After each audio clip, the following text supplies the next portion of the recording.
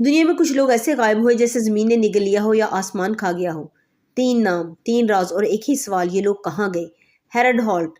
Australia کا وزیر اعظم Harold halt دسمبر 1967 میں سمندر میں تیرتے ہوئے اچانک لاپتہ ہو گیا۔